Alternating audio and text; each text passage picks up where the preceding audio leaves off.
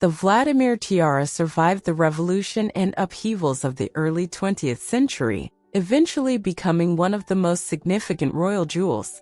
The first leading tiara was Grand Duchess Maria Pavlovna, an influential and ambitious woman, about whom the court official General Mosolov wrote in his memoirs, "There is no court in St. Petersburg more popular and influential than the court of Grand Duchess Maria Pavlovna, wife of Vladimir Alexandrovich." In 1874, Grand Duke Vladimir Alexandrovich ordered this tiara from the court jeweler Bolin as a wedding gift to his bride, Duchess Carla Maria of Mecklenburg-Schwerin, which cost him 48,200 rubles. This spiral headdress consisted of 15 overlapping diamond rings, each centered with a large teardrop-shaped pearl pendant. After the revolution and the fall of the monarchy, Maria Pavlovna hastily left for Kislovodsk, but the money and jewelry remained in the Vladimir Palace. The Grand Duchess managed to return them with the help of the British Courier of the Constitution, Alberta Stopford, who secretly entered the palace in July 1917 and took out all the most valuable things. Stopford, seeing the panic of friends from the circle of the royal family at some point, made a personal decision to enter the Vladimir Palace to save Maria Pavlovna's jewelry and money before the new government seized her residence. Having received precise instructions from Maria Pavlovna about the place of origin of the precious stones and the secret door, given in her boudoir, at the end of July 1917 Stopford entered the building, where the cache of jewelry was successfully found and identified.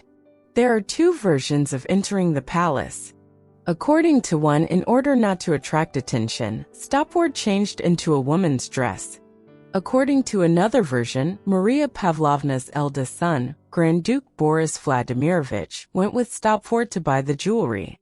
They were dressed in work suits, which contained them without arousing the suspicion of the palace caretaker who reached the hiding place. It is not known exactly how it was possible to transport the money and jewelry to London. It is likely that Stopford took advantage of his economic status or took advantage of the help of an acquaintance from the British Navy who was traveling from Russia.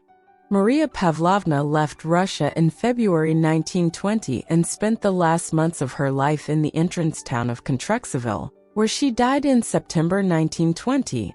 The Vladimir tiara and a number of other jewelry were inherited by her daughter Elena Vladimirovna, who in 1921 sold the tiara to Queen Mary of Teck of Great Britain for £28,000 sterling. Maria Techskaya, in turn, gave the tiara a new look, creating for it an interchangeable set of emerald pendants called cambrite stones.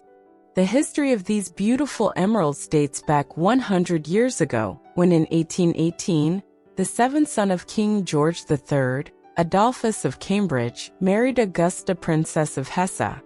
After the wedding, the newlyweds went on their honeymoon and in Frankfurt found an interesting lottery organized to raise funds for charity.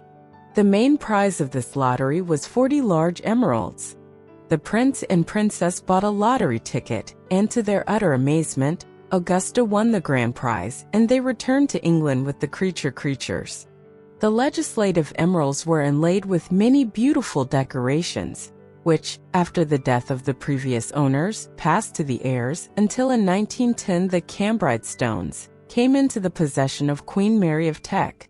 She decides to set 5 emeralds into the famous Delhi Durbar tiara, created in 1911 by the jewelry firm Garrard & Co. in honor of the proclamation of Mary of Teck as Empress of India. And in 1924, emeralds from the Delhi Durbar tiara were removed to create pendants for the Vladimir tiara. Since then, the emerald version of the Vladimir tiara has often been accompanied by items from the Delhi Durbar parure. When Queen Mary of Teck died in 1953, the Vladimir tiara was inherited by her granddaughter, who had recently ascended the throne as Queen Elizabeth II. Elizabeth wore the tiara in all 3 versions, with pearls, emeralds, and without precious pendants, the so-called widow's version. But more often than not, she preferred the original version, since she was a fan of pearl jewelry. There is a legend that the Vladimir tiara brought her good luck and longevity, which preserved Elizabeth II's fame in June 2022 for the Platinum Jubilee of her reign. 70 years on the throne.